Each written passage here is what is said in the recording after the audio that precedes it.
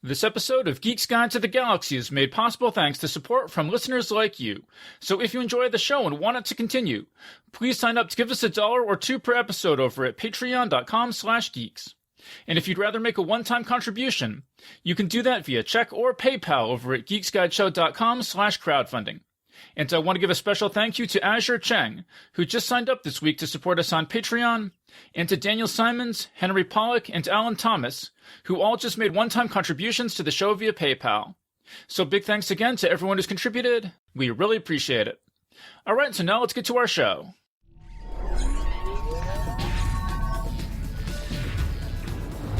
Wired.com presents The Geek's Guide to the Galaxy. And here is your host, David Barr Kirtley. Hello, and welcome to episode 419 of Geek's Guide to the Galaxy. Today on the show, we'll be reviewing the new horror movie Underwater, directed by William Eubank, and discussing other books and movies in which danger lurks beneath an ocean or a lake. And this will involve spoilers for Underwater, and may also involve spoilers for other books and movies that we discuss, so just be aware of that. And I'm joined by 3 guests. So first up, we've got Grady Hendrix, making his 20th appearance on the show. He's the author of nonfiction books such as Paperbacks from Hell, and novels such as My Best Friend's Exorcism and the Southern Book Club's Guide to Slaying Vampires. He also worked as a screenwriter on the recent movies Satanic Panic and Mohawk. So Grady, welcome to the show. Aloha. Then next up, we've got Paul Tremblay, making his 7th appearance on the show. He's the author of novels such as The Cabin at the End of the World and A Head Full of Ghosts, as well as the upcoming novel Survivor Song. Stephen King calls his recent book Growing Things and Other Stories one of the best collections of the 21st century. So Paul, welcome to the show. Thank you, and I'm recording from my half-filled bathtub. And also joining us today is Molly Tanzer. Her short story collection A Pretty Mouth was nominated for the British Fantasy Award, and her weird western novel Vermilion was named an NPR Best Book of 2015. Creatures of Charm and Hunger, the 3rd novel in her Diabolist's Library trilogy, is out now from John Joseph Adams Books. So Molly, welcome to the show. Thank you so much for having me. Okay, and so I mentioned in the intro there that Molly's new book was published by my former Geek's Guide to the Galaxy co-host, John Joseph Adams. So I was just curious, Molly, do you want to say anything about what it was like working with John? It's been really great working with John. I knew that I could work with him because we had worked together before, back in the day, like 1,000 years ago on Lightspeed. And so I was very eager to work with him, and he was on my submission list, first on my submission list when I first started sending the books out and about. And I think it's been borne out. Working with him has been an exceptionally good experience. He's fun to work with. He listens, and he also has really good insights into my work. So I felt it's been like a really positive experience. So you were on the staff of Lightspeed? Yeah, I was the managing editor of Lightspeed for like a year or 2. And I had sort of come over from the fantasy magazine staff when the 2 magazines merged back in 2010, I think. Mm-hmm. And so then tell us a little bit about this trilogy of books. Well, whether or not it's a trilogy is sort of up for debate. People, I guess, have very specific things that they mean when they say that. And so they are 3 books that all deal with the idea of diabolism, so summoning demons in order to work with them and use them, but they're all set in different time periods. The first one is Victorian London, the second is set during Prohibition on Long Island, and the third is back in England, but in the rural north during the tail end of World War II. And so they're linked with little like cameos with characters here and there, but they're 3 independent stories. And yeah, they mostly focus on all 3 focus on 2 pairs of women dealing with their lives and also the intrusion of the supernatural in the form of diabolism and diablerie. And yeah, I don't know. They all sort of also focus on social justice and after a fashion. And it's just been a really fun experience because I've always been into historical fiction and historical subjects, and so it's been really fun to sort of fuse my love of researching time periods and writing about the supernatural. And yeah, I don't know, it's been fun winding down the project this year, even though launching a book during a pandemic and also everything else that's going on has been a very weird experience. So I don't know, I think we're all trying to figure that out at this point, but at the same time, like, yeah, I don't know. Sorry. No, yeah, understand. How about the title, The Diabolist's Library? What does Is there a library, or where does that come from? Yeah. So it's funny. Like we had sort of been banging around series titles for a while, and I never know what to call anything. And so we had avoided it until, I guess, like the sort of way that modern bookselling wants things to be linked together. Everyone was like, you have to come up with a series title. And at that point, the third book does focus on a library. So the first two books have the protagonists sort of start out not knowing that demons are real and that diabolism is something that can even be done. And then in the third book, I wanted to mix it up. And so everyone in the book who's a point of view character, they know about demons. They work with them routinely. And the two girls that the book focuses on mainly actually live in a house that sits atop the library that holds like every book on diabolism that's ever been written. And it's also because there's also a diabolist organization that allows people who join it and go through the process of joining it to sort of help each other with their work. And so, yeah, it's a reference to the library in which the third book is basically set, but also I guess the trilogy, I sort of imagined that it would be in that library as well. And it is a library of books about diabolism. So that it came together in that way. That idea of a library that holds every book about diabolism ever written, that kind of reminds me of Grady's apartment. Sort of the same idea. Yeah, pretty much. Very nice. So the new book, it's called Creatures of Charm and Hunger. So everyone go check that out. I'm sure that John Joseph Adams would appreciate everyone showing support for one of his authors. All right, but so let's get into our subject, this underwater horror. And part of the reason I wanted to talk about this is just that I've always been really scared of underwater stuff, just in general. I can remember when I was a kid, I went on vacation with my parents, and we went snorkeling in some, I forget where, some, kind of beach. And, I was reasonably interested, I had no particular objection to the idea.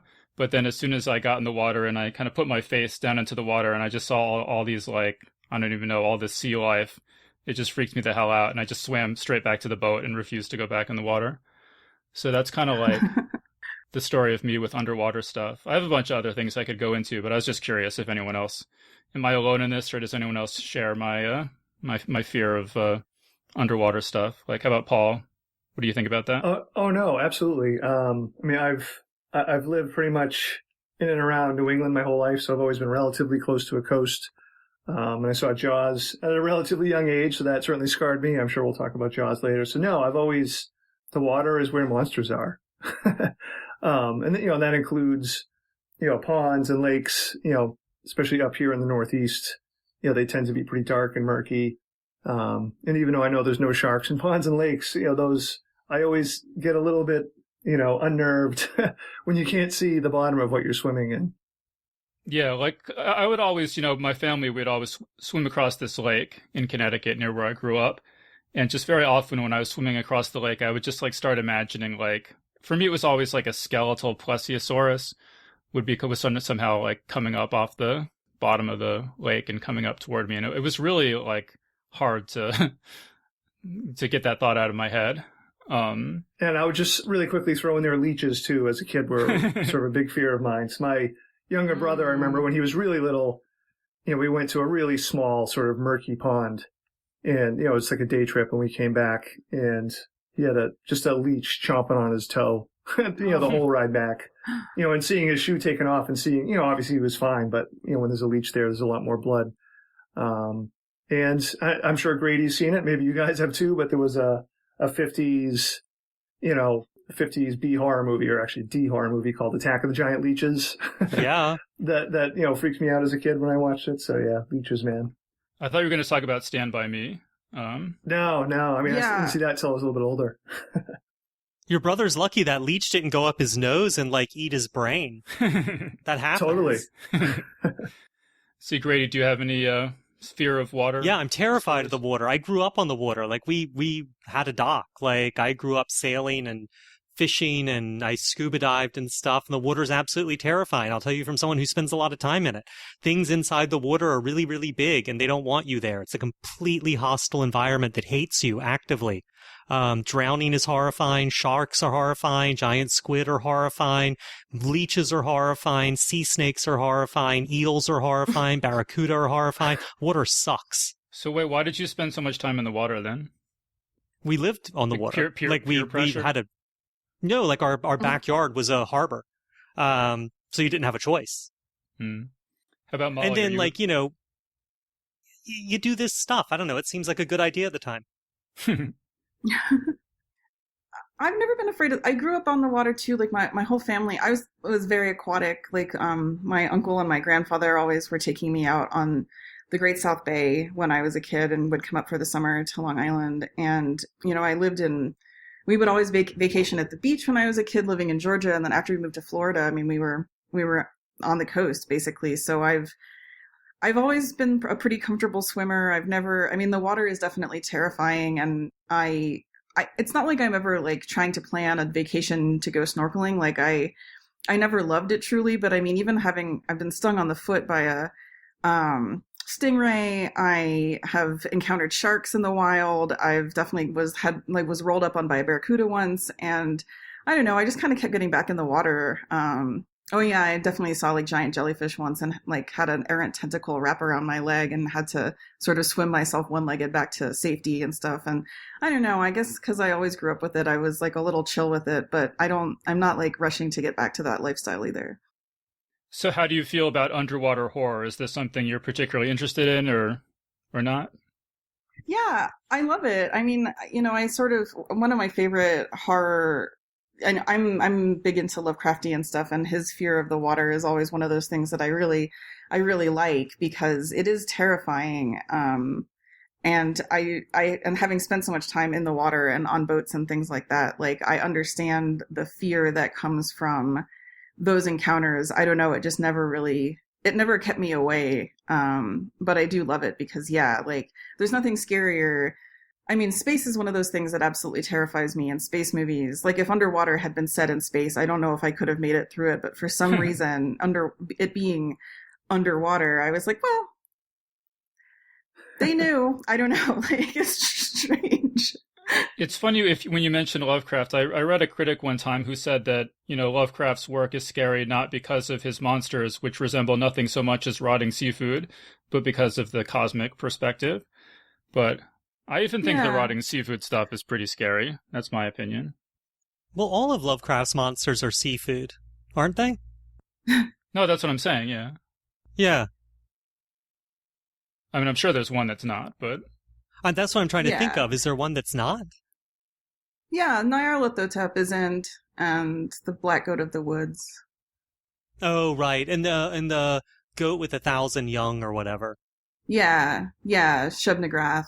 And the Color Out of Space isn't, I don't think. That's true. Out of Space. Right.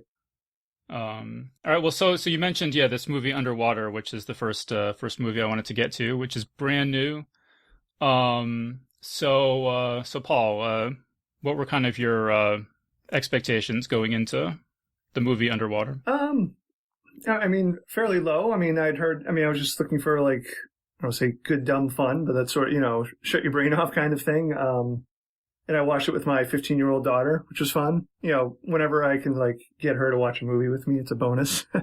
So no, I mean, obviously everything that happens in the movie you've seen in either Alien or a whole host of other, science fiction and underwater movies, including like, I don't know, I guess we're allowed to spoil, but like, since we already mentioned it, like including the very end, like the giant monster that emerges is a literal Cthulhu. That sort of riffs on the monster from, Cloverfield, right? It's sort of dripping its own little humanoid monsters. So, I mean, the plot was what it was, but, I was actually really pleasantly surprised, I thought, by the performances. I mean, I think everyone just sort of committed to it. Like, even, I thought Kristen Stewart was great. I mean, I've been a big fan of hers ever since Personal Shopper. I don't know if anyone else has seen that movie. It's excellent. That's the name of it, right? Personal Shopper? Yeah, I haven't seen it, but it's quite good. Yeah, so I mean, what I was looking for, I sort of got. I mean, there's the claustrophobia. I did think it was, directed pretty well to get that feeling of claustrophobia. And I thought the scenes where they're sort of in the dark going across the ocean floor were pretty intense, even though, we've experienced movies that were similar to that. I thought that was handled well. Yeah, I also had really low expectations going into this, and I thought it started off very inauspiciously. It starts off immediately with this disaster with basically zero character development, which made me wonder if it was a dream sequence. Like, I thought it was a dream sequence for like the first minute or two. And then I was like, no, this is going on too long to be a dream sequence. But it had that sort of lack of reality to it. And then the black guy died, sacrificing himself for the white protagonist. And I was like, oh man, I'm going to hate this movie. But then after that, I thought it got pretty good. I mean, I think you mentioned the direction was pretty good and the visuals and everything. And by the time Cthulhu shows up at the end, I was kind of like, wow, I'm actually really digging this movie. Which, as I said, I was not expecting for a movie that was, I think, 48% on Rotten Tomatoes.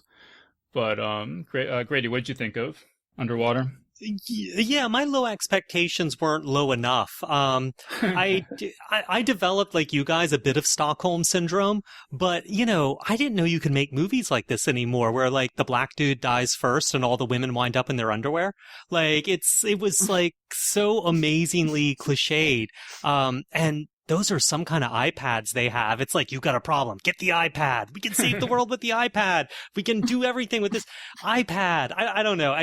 It was amazing to me that it managed to rip off beat for beat Alien and a lot of Aliens and still bored me to death. Kristen Stewart's great. She should get double whatever they paid her. But also, like, I don't think any of those people were actually underwater, were they? Like, that was all just CGI water, right? I don't know anything about how this was made.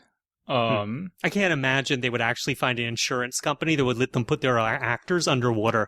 And also the presence of TJ Miller. I kept being like, oh my God, it's like a Mucinex commercial, but like the edgy 90s new metal Mucinex commercial. It's like, we are the Mucinex monsters. And TJ Miller's like, no, man, the Mucinex monsters. Wait, but Brady, and then you didn't think it was cool when Cthulhu showed up at the end? Even though I don't think that was actually Cthulhu, I think that was just special. But it didn't do anything. anything. All it did was wave its arms and roar. And it's roaring underwater? Like, what? Huh? Like, that makes no sense. Molly, what do you think about all this? It's strange because I definitely have been thinking about it a lot. I was confused by the movie continuously when I was watching it, and then I haven't been able to stop thinking about it, which you would think would be a good thing. I mean, when media in this crowded environment of news and other media makes you think about it, that's something unique. But at the same time, like, I just was surprised by how bold this movie was, where it's like, this movie is about Kristen Stewart in her underwear running around. And I don't mind. I mean, like, I was amazed how committed it was to that aesthetic. But I guess I had heard mixed things. Like, I know everyone I had known the internet's reaction, but a couple of people that I knew had seen it and they were like, oh, it was actually pretty good. And it was strange. I kind of came down in the middle of it. I really liked the beginning of it. I was kind of the reverse. I really liked the beginning, and then I stopped caring the longer it went on. I was sort of amazed by her having first thing to shut the hatch and kill all those people. I mean, like, that is a pretty bold first thing for a protagonist to have to do. It's a bold first choice to make, and then, yeah, they're running around and they're like, oh, we have to get to the stuff. We've got to get to the other place. That's definitely where we need to go. And then when the black guy died first, I was just like, really? Not the annoying funny guy? Because I had my money on him. I thought the guy was definitely going to get iced first thing and was kind of hoping for it as well. But then, yeah, he just stayed in the movie and I was like, this is a mistake. Because I actually kind of liked her, that guy that she knew. I mean, I don't know any of their names after watching the whole movie, but yeah, like, that guy, I thought it was a lot more interesting of a character than, like, annoying funny guy. And yeah, and then there was, like, other man who was the same, but, like, not funny. And then, yeah, and I was like, why did both of them live when that guy died? And, like, I can't even tell these two actors apart. Are they different? And then, yeah, so I think it made some crucial errors, but I liked the scene where they had to get through the tight passage with the dead body. Like, that was really well done. Yeah. and that stuck with me in terms of like creating tension and stuff. But then the rest of the movie I felt was just kind of bland, maybe. But Molly, I really agree with you. I feel like this entire movie does boil down to like a gif of Kristen Stewart in her underwear running around, because it's like, and I don't mean it in a salacious way, but she's really like an iconic look doing that. And the other actress is in her underwear almost as much, but she doesn't do it with as much commitment. Like Kristen Stewart is like this amazing, iconic image in this movie. It's kind of cool. Well, you mentioned, Grady, that you didn't know that you could make a movie like this anymore. And I feel like they haven't really made movies like this for a long time. I mean, looking over this list of movies that I watched for this, I'll just say I watched 11 movies for this panel. Bragger. And it really seemed like, like Jaws is kind of the first thing on this, or, well, I guess Creature from the Black Lagoon is first on this list. But after that, the first thing on the list is Jaws. And then it seems like that kind of kicked off a whole, wave of shark movies and underwater movies that kind of peaked in 1989. But then recently, all the movies on this list are like Underwater 2020 and The Meg 2018. And before that, you have to go back to The Host 2006. So there was like basically a decade where no underwater horror movies at least were made that showed up on my list of recommendations here. So Grady, what do you think about that? Do you think that this is kind of like the return of something that hasn't been done in a while, in more ways than just the underwear stuff? Well, I mean, it's expensive, right? Like as soon as you get on the water, things start costing more money. And I think my guess, because I think, didn't this movie sit on the shelf after they finish it? Because I feel like this movie got finished a few years ago, and because of like the TJ Miller thing and everything, they sat on it for a while. But I feel like this movie exists because they probably figured out a way to digitally do water that was really, really convincing and, put it together like that. And it's clearly designed for an international market. I mean, you've got Vincent Cassel playing like, seedy Jacques Cousteau.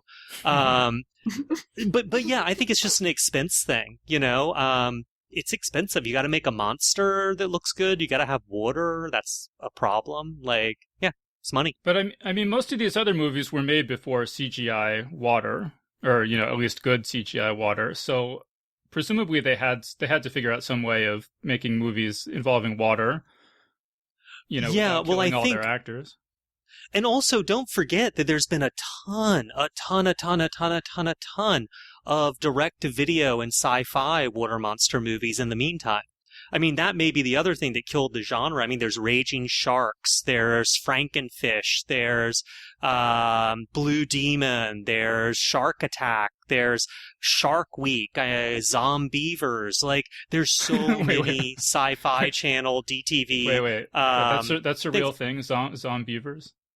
Zombievers, yeah. It's actually cute. I mean, there's like a whole Shark Attack franchise. And like Peter Benchley had all those made for TV movies in the 90s and early 2000s, like Beast. And so Peter Benchley's Beast, about like a walking octopus that's really angry. So maybe the reason these movies haven't been made is like people think they're pretty cheesy. See, Paul, what do you think about what do you think about just the underwater horror genre overall? In terms of quality. I don't know. I mean, it's hard to say. I mean, that's a good point that there really haven't been like benchmark underwater horror movies for a while. Even The Host, which, I do want to talk about, you're not really getting shots of the monster under the water, right? It's, it goes to the sewer, it goes onto the, the shore of the Han River, etc. So I don't know if like underwater horror purists would consider, The Host a water movie. But I don't know, like when they're done well, like I said, because it's a primal fear of mine, they scare me. I mean, but like in going through the list, I was trying to think of the ones that were sort of indelible to me. And obviously Jaws, is number one on the list. I think The Host is the best one that we've had in the last 20 years. As a kid, I was sort of obsessed for a little bit with Creature of the Black Lagoon. But, I haven't pardon the pun, dove deeply into, the movies that Grady just sort of, just listed off. He didn't say Sharktopus. You're not though. missing much. Well, yeah, that's an interesting point that the host, I don't think you ever see a single shot of the monster underwater that I can think of, but these underwater horror things basically fall into two categories, right? So you have things where the monster lives in the water, but it comes out of the water to attack. So Sure. you got Jaws, The Host, Creature from the Black Lagoon, and Lake Placid.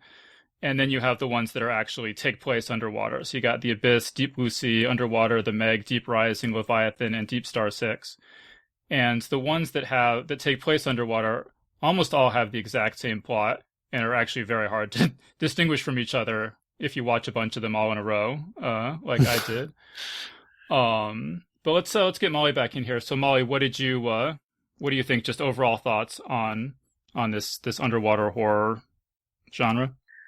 I've had a really good time like researching for it because I had actually never seen Jaws all the way through. And like I'd seen clips of it and everything. And I once watched a good part of it floating on an inner tube in a pool in college where they were screening it on the side of the building. But it was just like too cold.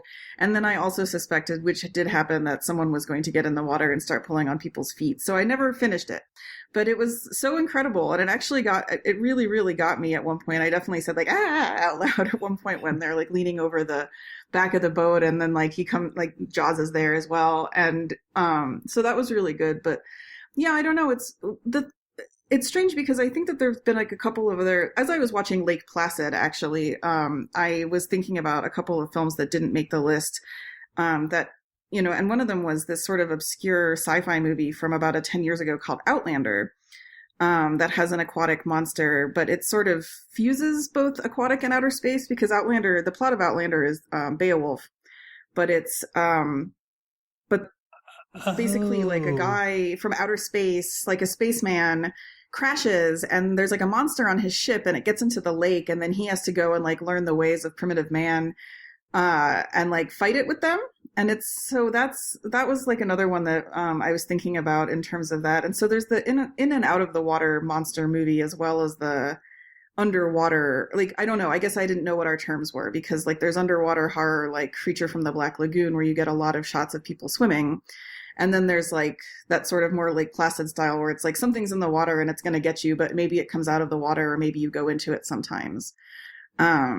And the other one I wanted to shout out to is Shape of Water, which I guess, but I mean, that came out more recently. And I guess that would technically maybe be like underwater horror, although most of the horror is on land and most of the underwater is pretty peaceful or raunchy, depending on the moment of the film. But yeah, I don't know. I loved Outlander, and I was thinking as I was sitting there watching Lake Placid, I wished that I was rewatching Outlander, just because, like, yeah, I genuinely did enjoy it for it being what it was. And it still had the same kind of vibe of like, oh no, it's in the lake, shit, it's going to come out of it and come get us. Yeah, we should have had that on the list. Though. I could have watched 12 movies. Yeah. I totally forgot about it. It's funny though, I actually had never seen Jaws from beginning to end either. So who are you people? Well, actually, because I had a high school, I was like, I haven't watched a lot of old horror movies because I was just too scared to watch them as a kid. So I've had to, if I've seen any old horror movies, it's because I had to go back and watch them later. But I mean, I had a English teacher when I was in high school who said that Jaws scared him so much that for like months he was afraid to even take a shower, and he would like, he refused to take a shower unless like kind of the door was cracked and his mom could like yell at him and confirm that there were no sharks coming or something. So yeah, I never saw it for that reason. Like, Paul, you said it really scared you, or? Oh yeah, hell yeah. Before I forget, though, it does remind me, I think one of the first movies I ever saw, I mean, it sort of fits in what we're talking about, is, the original Godzilla. As a creature from the sea, obviously most of his destruction's on land.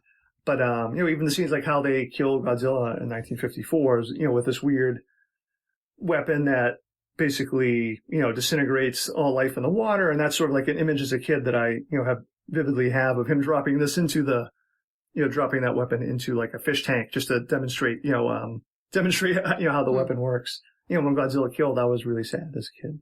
And actually, I think it is a sad, moment in the movie. But anyway, Jaws, yeah, I saw it when I was 10. My father, it was being screened at our high school for some reason. and my dad totally underplayed the movie for me. He said, there's a great scene in this movie that captures the feeling of fishing like no other. That was how he told me what the movie was. I mean, he's sort of right, I suppose, in the scene where Quint first hooks Jaws, like with a rod and reel, like just starts, ticking a little bit. Yeah, that's a great fishing scene. But no, I'm not exaggerating. I think I had 8 years of shark nightmares after that movie. Like most of my dreams, I would end up in the water somewhere. I actually thought my favorite scene in Jaws was actually the scene where Quint describes how he was on the Navy ship that was sunk. Oh, absolutely. And then, the sharks, it was like a feeding frenzy for a week or something before they were rescued. Just like that scene of him just sitting there talking was actually the highlight of the movie for me. Yeah. So, I mean, the U.S. Indianapolis scene, for me, it's like, I don't know, I think people could argue that's one of it's just a perfect moment of film, that speech. And sort of apocryphally, it's, I don't know if it's true or not, but, people claim that Robert Shaw sort of came up with that soliloquy on his own or took what was loosely in the screenplay. Maybe Grady knows more than I do about that. And sort of just, went off on it and they just had the cameras rolling. I periodically go through years where I'm just totally obsessed or get re-obsessed with Jaws. And there was a point a few years ago where, I just dug into Robert Shaw a little bit more. Like he was a playwright. And I managed to track down on eBay a copy of a play he wrote called The Man in the Glass Booth. And it's about Nazi war crime trials. And it's a really interesting play. It's like, who knew that Quint was, such a talented guy. And doesn't he play the bad guy in The Taking of Pelham 1, 2, 3? I don't know. I haven't seen that movie. Yeah, but no, that speech was actually written by John Milius, who directed Conan the Barbarian and Red Dawn and stuff. And wrote Apocalypse Now. But yeah, Shaw did a lot of riffing on it. Apparently the first day on set when he did that speech, he was so drunk building up to it that he just couldn't do it. And then and they had to wrap for the day, and then he came in the next day and nailed it. Wow. Do you know anything else, Grady, about Jaws as a hardcore horror expert that we should mention here? No, I mean, the thing with Jaws is just I'm always amazed when I watch that movie that Roy Scheider didn't die of skin cancer. He just died of something else. I'm he's so frickin' tan in that movie. I keep wanting to you need to be indoors and wearing long sleeves. No, Jaws is a great movie. And I think that's the problem with the underwater horror genre is it's underwater. So, limited scenarios occur to people, and either there's a monster after you, or you're looking for something, or your inside is collapsing. And then it's Spielberg did it best. No one's been able to build on what he did. And I don't know if it's just because the other people trying aren't that good. I mean, I don't know. You look at James Cameron with The Abyss. Grady, you say that no one built on what he did, but I just want to point out that Deep Blue Sea had super smart sharks. That's true. The Meg had a giant prehistoric shark. A giant shark. No, you're right. And I retract those comments because also, I mean, Hammerhead Shark Frenzy has a half person, half shark, and Blue Demon has military sharks. So yeah, people have built on what he's done. You're right. I just feel like maybe they're not quite as talented. Which is too bad. Also, James Cameron, I mean, The Abyss, what's that? I love that movie until I realize what it's about and where it's going, and then I lose interest. Yeah, well, let me say, I mean, I only watched, there's a whole, genre of shark attack movies that I didn't have time to watch any of them, like The Shallows, and it's 47 Feet Under or something like that. Oh, I've seen them. But yeah, I'm not surprised. But so Molly, have you watched any other shark attack movies?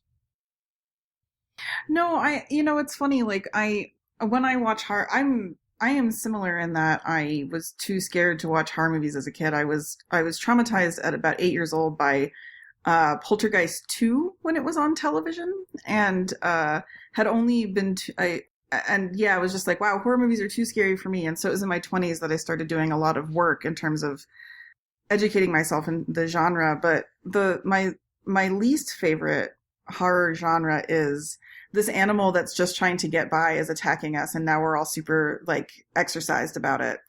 And Jaws that's why I was amazed that I like Jaws so much, because usually I'm just like, go animal. And in this case, I'm like, get that Jaws. Like, oh my God, get him out of here. But yeah, no, I've often steered clear of animal attack horror. I would much rather watch something about like human infamy or like the supernatural, because as a kid I was always very empathetic to animals, and as an adult too, but I had read something as a small child that like people became a lot more afraid of sharks after Jaws and were more willing to kill them and hunt them, and I was like, oh, this movie is irresponsible, and so like just never got around to watching it, but now I am glad that I did. What did you think, Molly, of Creature from the Black Lagoon? Because it is basically a like monster attacks movie, but it's sort of weirdly sympathetic to the monster, although not really even overtly so, but it's like definitely there.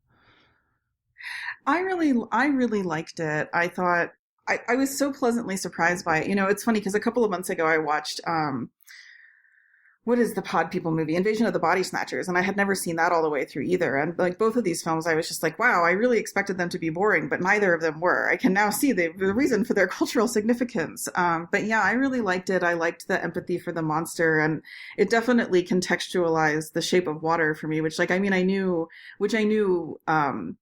academically, but I had not sort of experienced the wonder of Creature from the Black Lagoon. So I really thoroughly enjoyed it. It was probably that and Jaws were tied for my favorites that I watched for this. So, see, Paul, did you say that you had some the Creature from the Black Lagoon made a big impact on you, or? Well, again, I mean, because I started at a really young age. I mean, my sort of entrance into monsters, just in general, were like I loved dinosaurs as a kid, sort of stereotypical kid, I guess. So, you know, the first, you know, so I'm talking like 7, 8 years old. So the first things that I would dare watch would be, you know, Godzilla or kaiju movies, because to me they were just big dinosaurs. So I think Creature from the Black Lagoon was sort of a step into, I guess, more, you know, horrific treatment for those, you know, kind of monsters. Because, you know, what really drew me as a kid was, you know, the design of the creature. I mean, he looked like a, you know, sort of a human, you know, dinosaur to me, especially like his hands and his fins, and obviously, you know, the shots underwater. You know, recently there was a book written by Mallory O'Meara called, oh shoot, I'm going to forget the title, but Lady it's about from the how, Black Lagoon. Yes, thank you, Lady from the Black Lagoon. Millicent Patrick was sort of was the person who ultimately designed the creature, but got no credit for it because of sexist Hollywood. It's really a fascinating biography. I would highly recommend, you know, obviously for fans of Creature from the Black Lagoon, but just for, you know, a general read. It's really well done. Do you know, Paul, how they shot the underwater scenes in Creature from the Black Lagoon? I assume they were in some sort of big pool or something, or I was just the whole time I was watching it, I was just wondering, like, yeah, I don't know. In 1954, how did they make this? I think it was just a studio tank. Uh-huh. Is there anything else, Grady, that we should know about Creature from the Black Lagoon? No, except the creature's sexy. Yeah, see, I don't know anything about the background in the movie, but I strongly got the sense watching it that they were just churning out these kind of monster movies one after another, and they probably expected this one to be nothing special, and it just like ended up being really good. And like, you know, I think that was the sense I got, that probably they were surprised at how good it turned out to be. But yeah, I found it riveting. Yeah, I don't know, Paul, do you remember much from Lady? Oh, well, I mean, really focused on the original movie. I know there were 2 sequels after that, which are, you know, pretty forgettable. And actually, I think the third one is pretty sadistic and cruel. You know, I don't remember specific instances, but it's pretty much becomes almost like a, you know, a slasher on land, because they've removed all the creature's gills. So, I mean, it's cruel, you know, to the creature. It's cruel to, you know, what happens, you know, to the people on land as well. So, I mean, both movies to me, you know, I have almost zero memory of compared to the first. And Mallory's book really focuses on Millicent's sort of how she got into Hollywood, you know, how she got onto the, you know, to the movie set, and then basically how she was basically, you know, erased from the history of that movie. Well, I mean, Grady, earlier you were saying that it's kind of expensive to shoot underwater and everything, and I really felt that so many of these movies, I mentioned so many of them have the exact same plot. They're, as people said, rip-offs of Alien or Aliens or whatever. And I just wonder if, you know, the practical difficulties of shooting in water and underwater make it so you can't take any risks, and you have to do the safest, most predictable kind of movie if it involves water. I mean, I don't know. I just feel like there's just people go in with a limited idea of what you can do, right? Like, you know, I don't know. It's weird. It's just they're all so much the same. I mean, they're all alien or aliens. Although it is weird to watch Piranha 2, which is James Cameron's first movie he directed. And that's the one where the piranhas grow wings and can fly. And you actually see him doing stuff in Piranha 2 that he's going to redo in Aliens. So there's like a whole chase through some ducks and a ship that like is you see shots from it in Aliens and the chase through the duct at the end. And there's a Burke, a Paul Reiser character who's like a note perfect version of like Paul Reiser's character for Aliens. And there's like all this talk of The Company, which is kind of cool. But yeah, I mean, often they just wind up being the same thing, or like in The Meg, they're just the same thing, but with a bigger shark. Or in The Abyss, where they're kind of almost the same thing, but really cool, and then glowing aliens appear. You can tell me if this, I think this is right, that James Cameron got to start working for Roger Corman doing he was a stuff. Yeah, he was a special effects director and a art department guy for New World Pictures, I think, Roger Corman's company at the time. Yeah, and do you know anything about how he came to make Piranha 2? Because I just sort of imagine like they needed someone to do it, and it's not like it was a passion project for him or something, but No, but he really wanted to direct, and I think he made a deal. I can't remember what it was, but I think the deal was that he would do an effects job for Corman that he really didn't want to do if he got to direct something. And so they gave him Piranha 2. Like, be careful what you wish for. But I gotta say, to his credit, like, he got fired off the project by the producer, who was I think it was an Italian co-production or something, or they were editing it in Italy, maybe. And so he was breaking into the post-production offices every night after they closed and like re-editing the movie back to the way he wanted it to be. And no one noticed. Well, let's talk about The Abyss, which is, I don't know if I would really call it a horror movie, but has some horrific scenes in it. But see, Molly, did you watch The Abyss? No, that was not one of the ones that I got to. Okay. Paul, did you watch The Abyss? A long, long time ago. And to me, the most horrific part of it was the dude from the Terminators. He was the villain, and he had a mustache. yeah, Michael Biehn. That actually, that sequence is actually really, really bad in The Abyss, where he goes crazy and like tries to nuke the aliens. I'm not sure he's going crazy, or if Michael Biehn was just on a lot of cocaine at the time, because that's exactly how he's acting. But I guess, yeah, if Paul and Molly didn't watch this, I won't spend too much time in The Abyss. But the part that really, I think, well, one thing is that like even now, this movie's from 1989, and even now the special effects look really good, and it looks like they're amazing. Was actually shot underwater. Yeah. But there's a scene.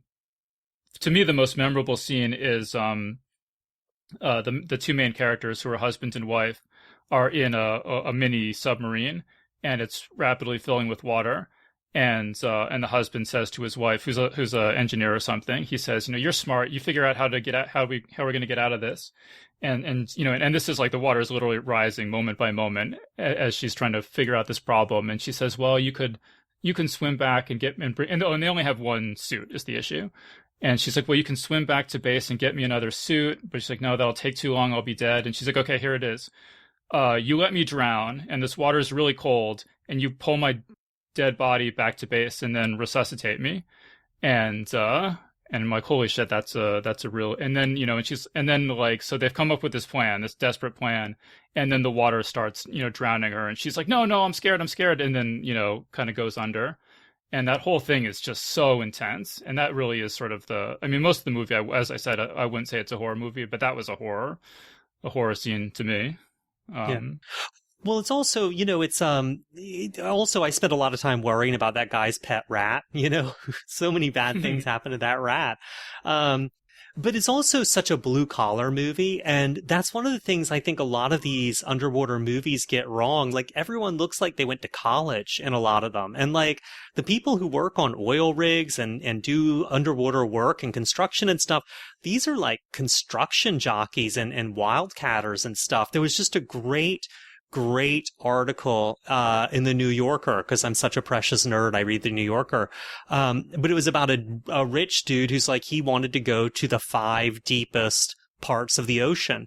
And so he put together a crew and they did it. And these people are lunatics. I mean, they just are insane. They're working on the boat and like they're doing it in New Orleans and feeding pizza to the alligators after they knock off work. And they're just a bunch of misfits and creeps. And there's men and there's women and there's just like this really, and they're from all these different countries. And it's something that you just don't see. It's like Richard Dreyfuss and Roy Scheider and Robert Shaw would fit in perfectly with the crew in The Abyss. They wouldn't even be noticed.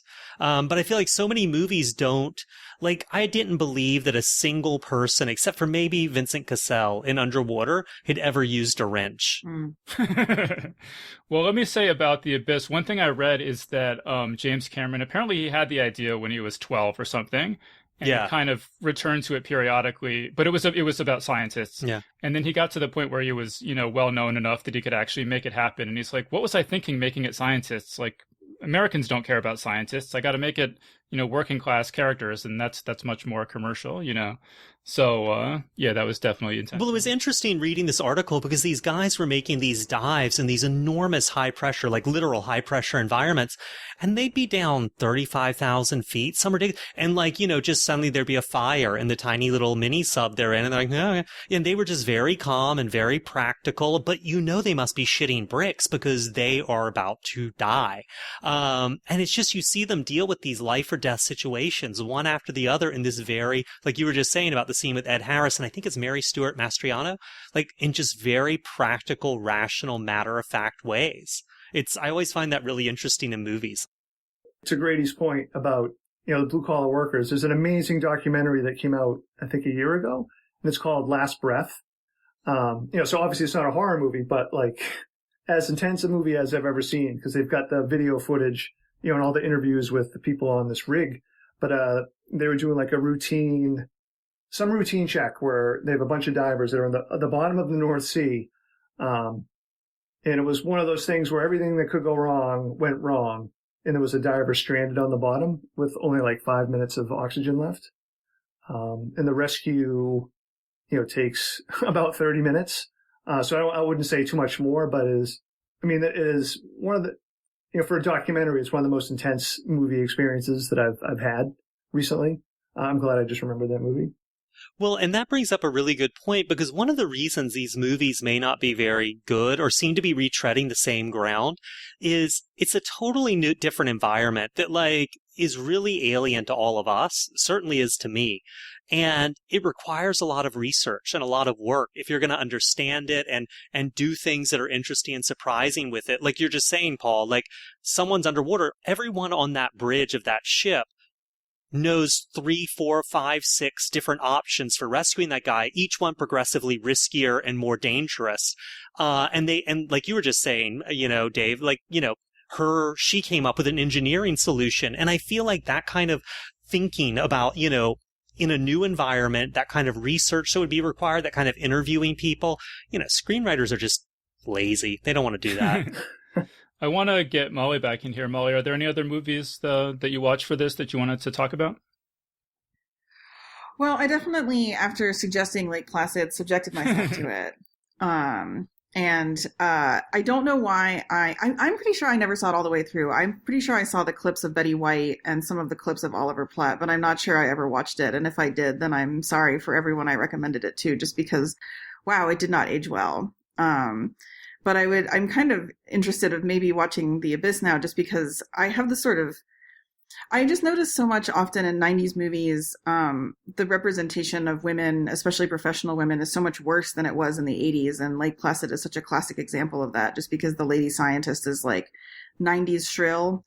And I kind of want to see The Abyss now as like a counterpoint, just because I think that's from the 80s, right? And then 96, I think. Apparently it has like a major No, female The character Abyss in it. is 89. '89? Yeah. Oh wow, I didn't realize it was that early. And actually, James Cameron said he based the character, the female engineer, on Gail Ann Hurd, who was like his producing partner at the time, and they got married and I think divorced Oh, wow. in the course of making the movie. But she's obviously, I mean, just being a producer obviously is a very sort of capable person. Yeah, no, I'm intrigued to go and watch it now just for that reason alone. But yeah, I definitely I've rarely seen a movie that I could so obviously place in 1999 as Lake Placid. So, but yeah, I did get to hang out with Betty White again, which was nice. Yeah. And you watched it too, right? I watched Lake Placid, yeah. On your recommendation. Yeah, I'm sorry. The characterization is really painful in the movie. I mean, a lot of these movies, and it's more of a comedy to me than a horror movie, really. Yeah, it's campy. The one part that really made me laugh is there's this eccentric alligator hunter guy, like wealthy alligator hunter guy, and he's getting into an argument with the sheriff. And the sheriff's like, I'm going to punch you. And the guy's like, yeah, well, I have a brown belt in karate, so, like, you just try it. And the guy just punches him and knocks him over. And he's like, wait, he didn't say go. You're supposed to say go. That's how he's in karate. Yeah. Oliver Platt's always such a professional. I laughed at that too. I have such affection for Oliver Platt in general that like but I was like, I forgot that he was such a weird grotesque. The moment that got me like to genuinely guffaw out loud was when the shrill scientist lady gets hit with like yet another prop head, and she's like, why do I keep getting hit with heads? And I was like, that is a very 90s horror comedy line, and laughed very hard at it. But otherwise I had regrets. Grady, did you ever see Lake Placid? I did. I think I saw it in theaters when it came out, and I don't remember it very well. But I feel like, wasn't that right around the same time as Anaconda? Well, Lake Placid was 99. I'm not sure. 99. I don't know off the top of my head when Anaconda was. Yeah, I feel like there was like, this series of like movies about semi-aquatic creatures attacking people on a boat. Yeah. Are there good lake monster movies? Because you would think that making a lake monster movie doesn't have the same practical constraints as making, a deep sea kind of movie. Well, I mean, there's an Australian movie called Blackwater about people who go on a boat safari and get attacked by an immense alligator. I don't love it as much as other people do, but people really do like it a lot. There's another Australian alligator attack movie. I can't remember the name of. Rogue. Yeah, how is that? Yes. That is actually quite, it's for what it is, it's good. And I think, one of the things is they smartly, sort of like Jaws does, save, their budget for like a few scenes. Like you don't see the crocodile in every scene.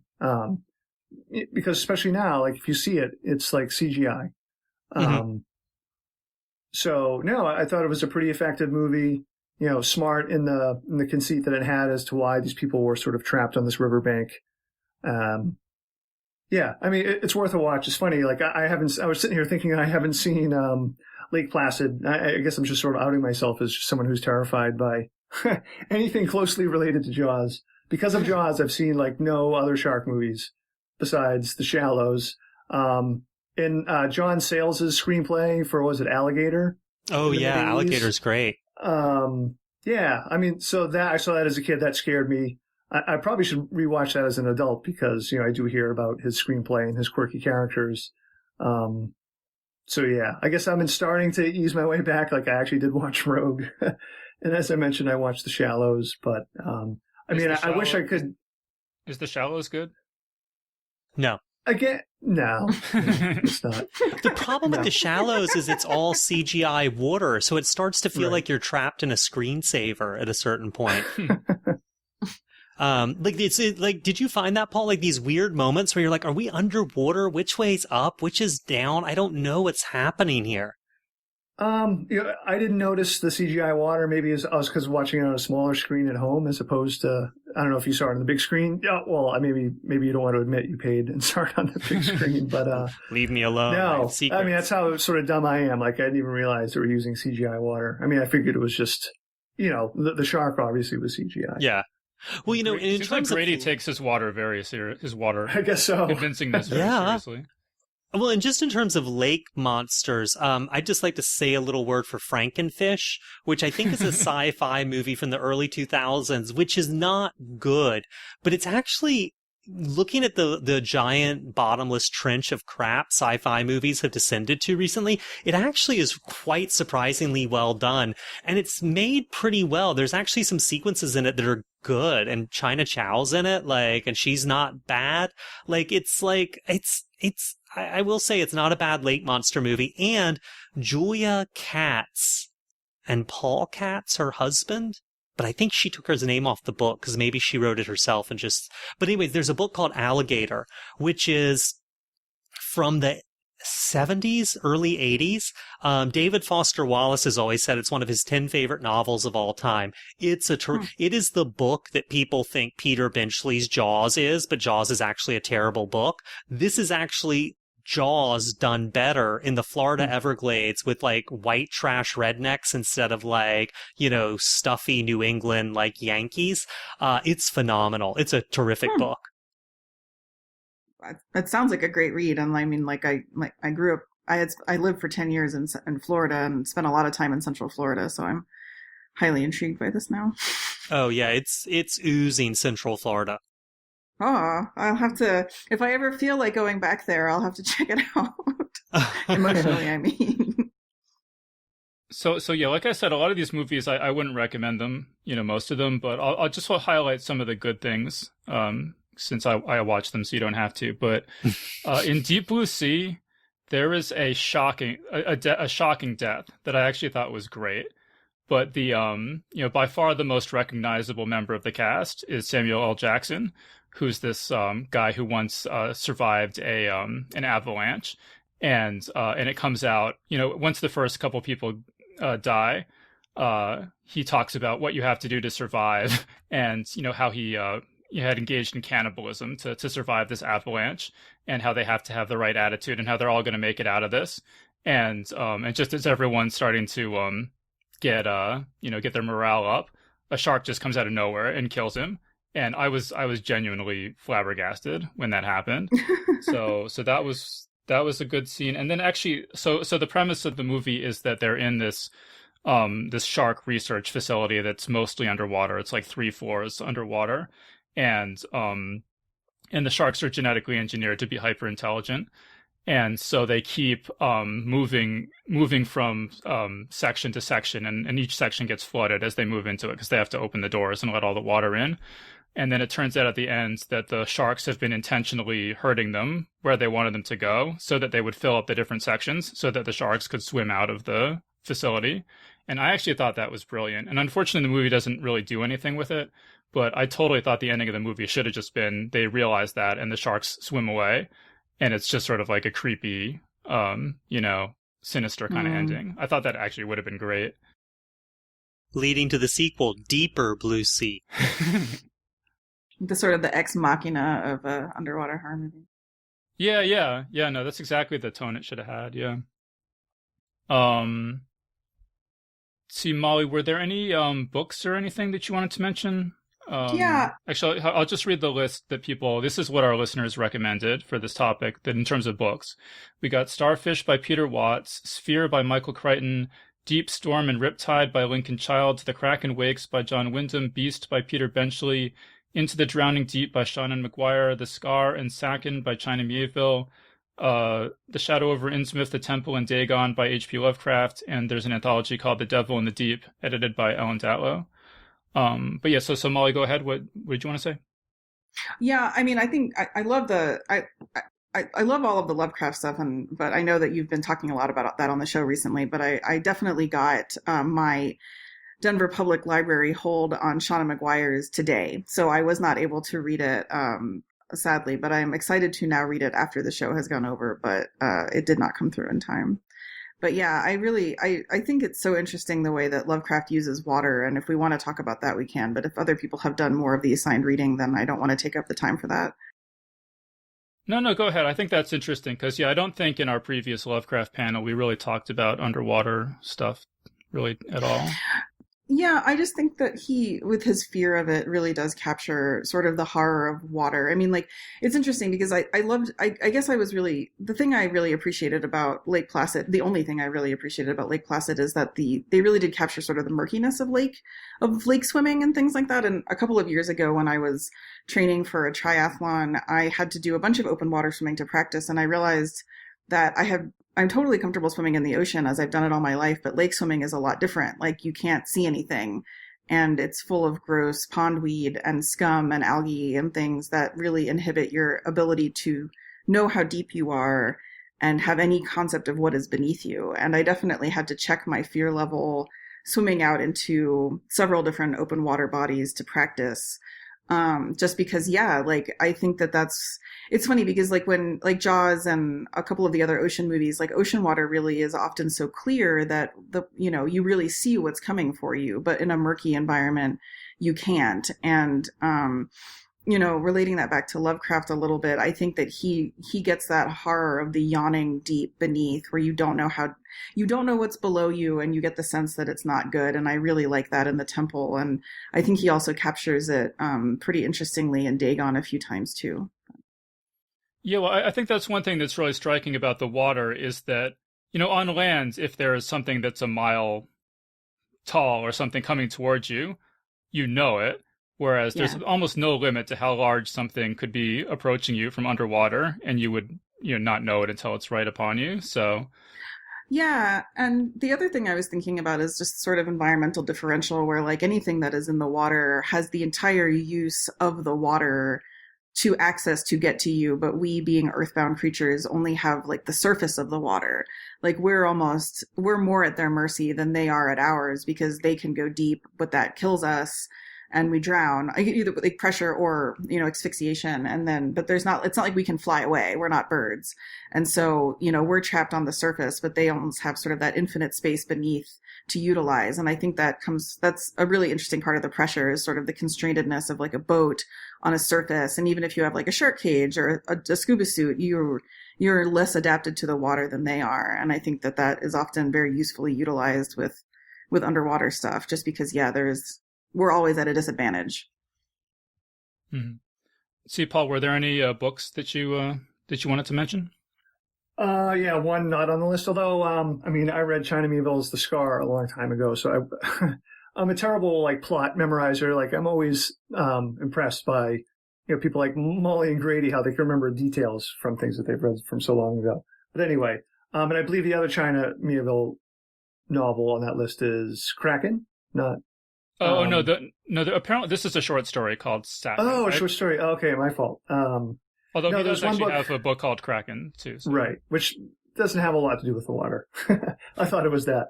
Now, there's one book I would mention because it was made into a film, and I haven't been able to bring myself to watch it. The book is really good. It's called Cold Skin by a Spanish author, Albert Sanchez Piñol.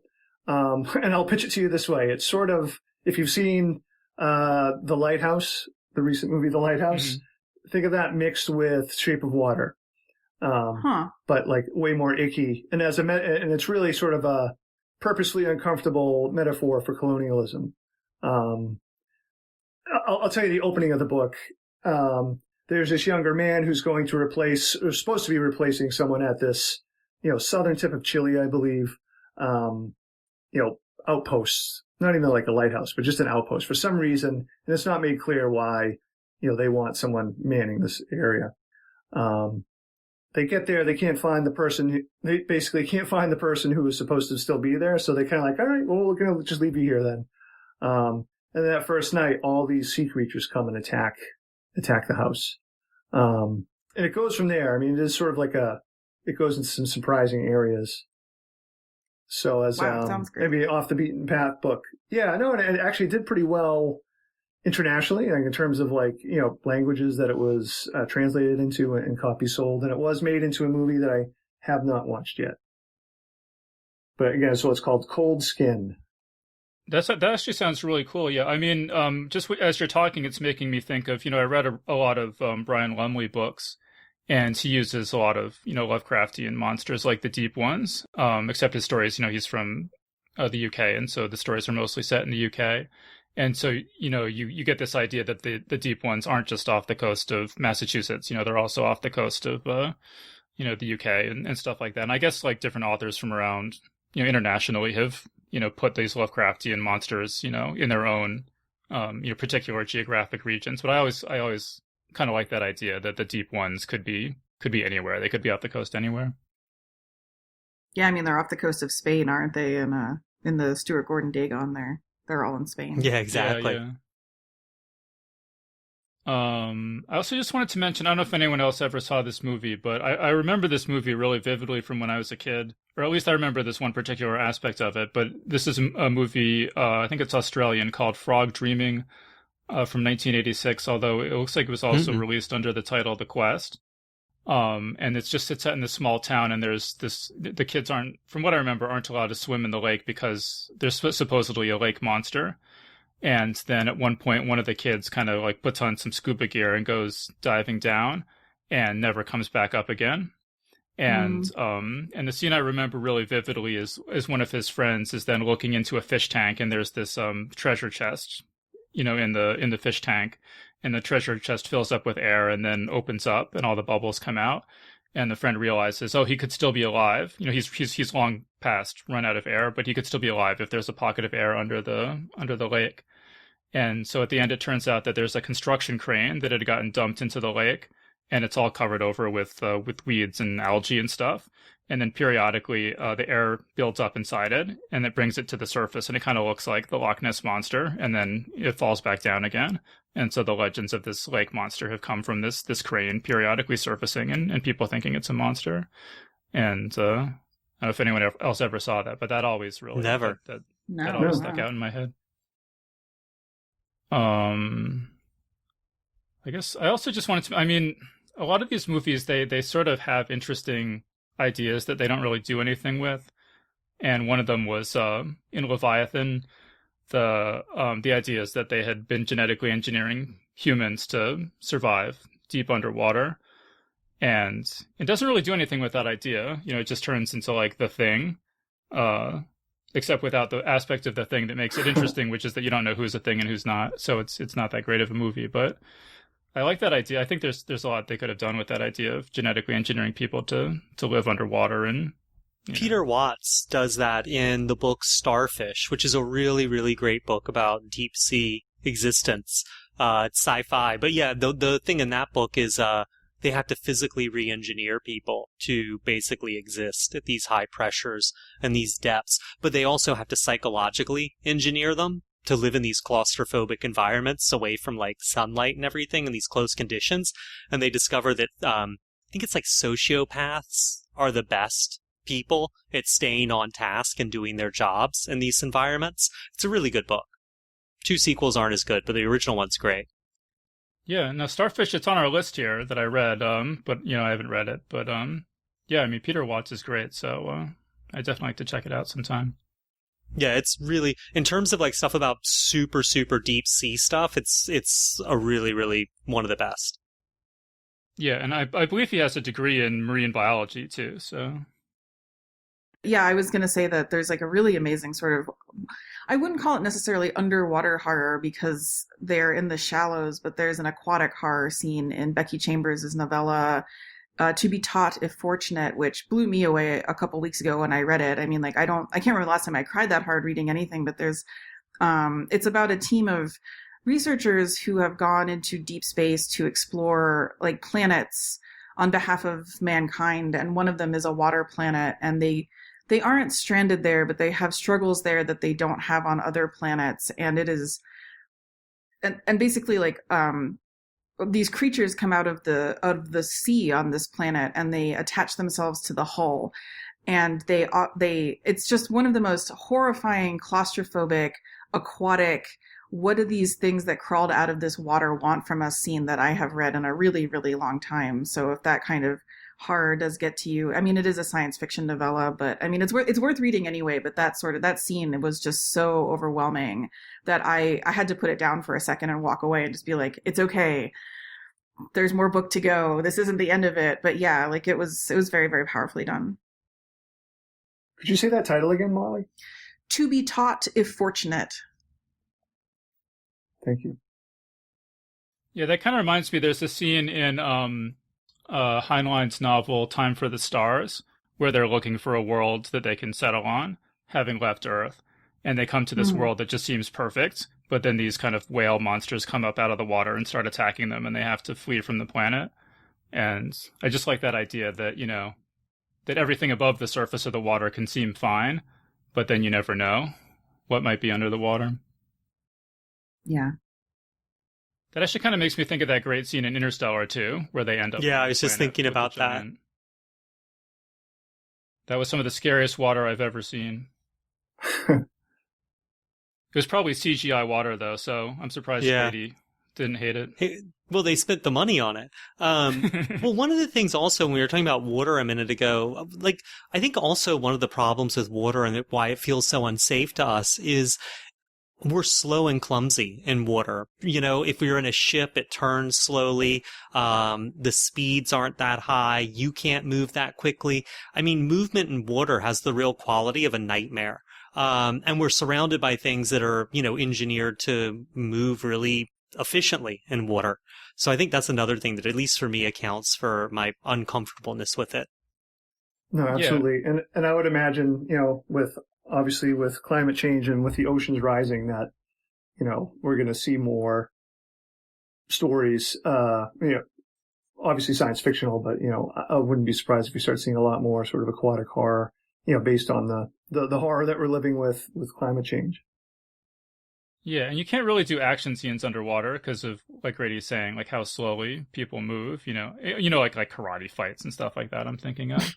So it is kind of like, there's a weird way in which water is sort of more suited to horror than anything else. I want that to be a tagline. Underwater, no one can do karate.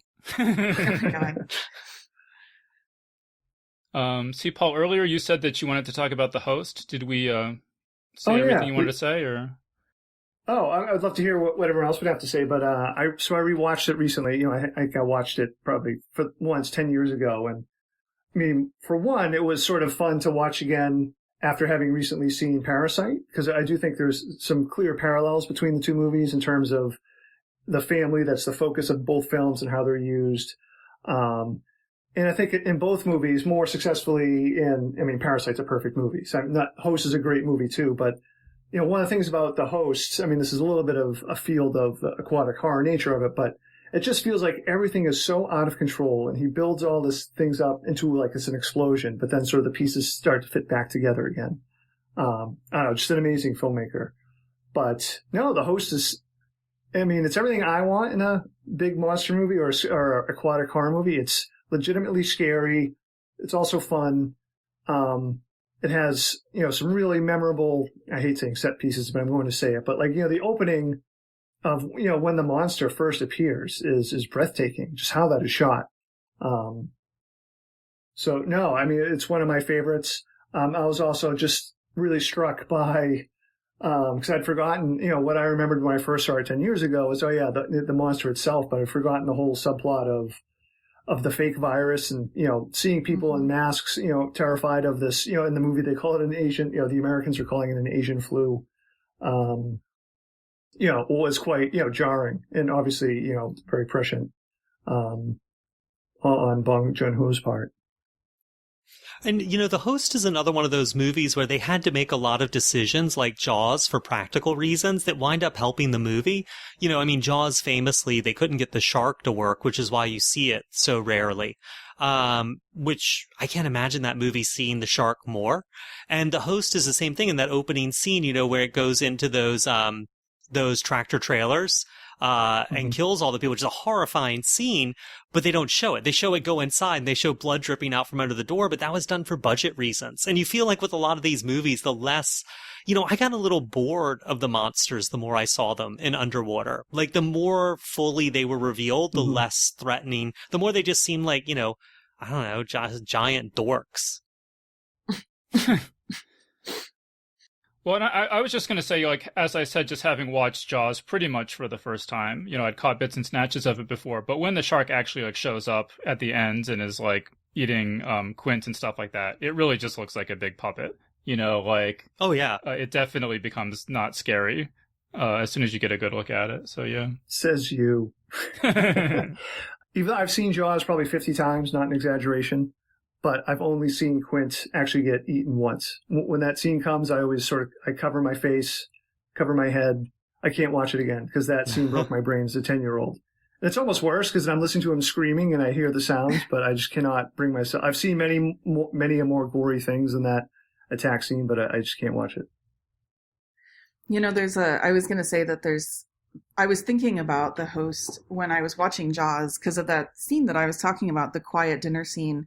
And my favorite scene from The Host is the same, where they're all eating dinner and the memory of the missing girls with them. And it's just so quiet, and it's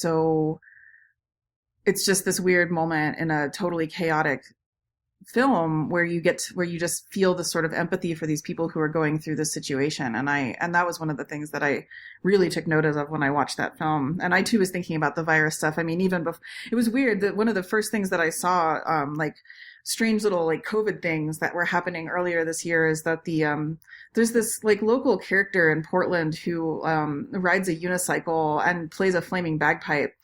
And he was going around doing this, riding his unicycle, playing his flaming bagpipe, and then just spraying Lysol in the air and was like, "Don't worry, everybody, I got this." And I was actually thinking about The Host because there's also aerosolized virus treatments in that. So like that's a movie that's been on my mind a lot recently. So did everyone like Shape of Water? Because I was honestly kind of underwhelmed by it, but I seem to be in the minority on that. I mean, to me, it's just Free Willy where the kid's older and a woman and has sex with the whale. It didn't do a lot for me. And also, I really can't get over, I hope Octavia Spencer got a lot of money to play yet another sassy black best friend. That role needs to die. I find it so offensive. Yeah, I just had a hard time believing that the monster would be left alone enough for her to like sneak in and have this whole relationship with it. I just didn't understand why they wouldn't have guards posted watching it 24/7 if it was that important. And then Michael Shannon, I usually love, but I thought his character was way over the top in The Shape of Water. But I don't know. But so Molly, what did you think? Yeah, I had mixed feelings about it. It's funny because my mom wanted to go see it. And I was like, "Are you sure you want to see the Fishman sex movie?" And she was like, "That's not what this is. It's gotten all these awards." And I was like, "Well, let's go." and at some point she leaned over it. It was Christmas Day too. And she leaned over and she was like, "This is a Fishman sex movie." And I was like, "I told you so." But yeah, she really liked it. And she was sort of transfixed by the Beauty and the Beast story. And a couple of the other things that I liked about it, the fairy tale quality, but I too felt that there were things that kept like eating my mind, like at the back of my mind when I was watching it. And then, but I don't know, I kind of loved Michael Shannon. I was just like, I get that this movie is wearing its heart on its sleeve where it's like, who is the monster? And like, okay, we've all experienced that motif of film before, but like, I thought he was pretty... The scariest thing in that movie was the scene where he's like having sex with his wife and his rotting fingers are over her mouth. And I'm just like, this is worse than any Fishman. Like, this is absolutely abject. And like, was just sort of like, yeah. So I don't know. I liked it, but I don't know. I've never felt compelled to watch it again like I have with many other Guillermo del Toro films. How about Paul? Yeah, I don't have too much to add because I have to admit I only saw the movie distractedly on an airplane and all the sex scenes were edited out, so I feel like I really missed out. Oh no, you really did miss out. I mean, that's half the reason to watch it is the Fishman sex. Right. So I haven't gone back. I haven't gone back for the Fishman sex. Yeah. I could also never forgive him for eating her cat. Like, sorry. That's a deal breaker for me. That was a hard one. Yeah, it was very like sexy Alf at that point, and I was just like, I don't know how I feel about this. Yeah. I also feel like, I don't know, what's the line between fairy tale and just using a bunch of stereotypes? Like, the movie drove me nuts. Oh, it's the sad, lonely, closeted, gay, middle-aged man who'll never find love. Oh, it's the evil, religious, right-wing, go America guy. It's the sassy black best friend. It was just, it just drove me nuts. I mean, I feel like there's a point where you should lose your license. It's just you've done one stereotype over the line and someone just is like, you know what, you need to cool out for a while, just go into the world and meet actual people for a few years and come back in 5 years and make a movie then. Yeah, but then it won Oscar for Best Picture, so. I know, and I was so shocked because I also felt that it did really poorly with, I don't know, having read a lot about sort of like how, I don't know, it had sort of magical disabledness as well, which is one of those things that I felt was also another misstep where it's like, oh, she's, she didn't have her voice because she's secretly a magic gill fish person. And I was just like, no, that's where okay, well, Best Picture. But then again, I wondered too if some of the reaction was it was a mainstream monster movie and how if it just introduced things to an audience that had not seen them before, and that's why it was people were so affectionate towards it. Yeah, and it's a beautiful looking movie, and I thought Doug Jones was a fantastic fish man. Mm-hmm. I also wonder, I feel like the Academy often gives awards to things that it perceives as sort of celebrating Hollywood traditions and old Hollywood and stuff like that. And I just wonder if the Tide, A Creature from the Black Lagoon, won it a lot of goodwill among the sort of people who vote for the Oscars. Yeah. All right, cool. So, we're pretty much out of time. So, did anyone have anything else they wanted to, any other movies on this list or anything that we didn't get to that they wanted to talk about? I just do want to do a quick shout out. If people are looking for another book, Killer by Peter Tonkin, which I think is from the 70s. It's another one of those books where or movies, but books too, where the military thinks it's a really good idea to engineer a super intelligent, in this case, a killer whale, that escapes, but it is so, so good. It is literally a bunch of scientists on an Arctic expedition who get stuck on an ice floe that's steadily diminishing in size as they are attacked by a really, really hateful killer whale. It is phenomenal. And because it's a 70s novel, there's lots of problems with representation and things like that, but man, it's a good book. All right, cool. And how about Paul? Any final thoughts? I guess I would mention John Langan's novel, The Fisherman.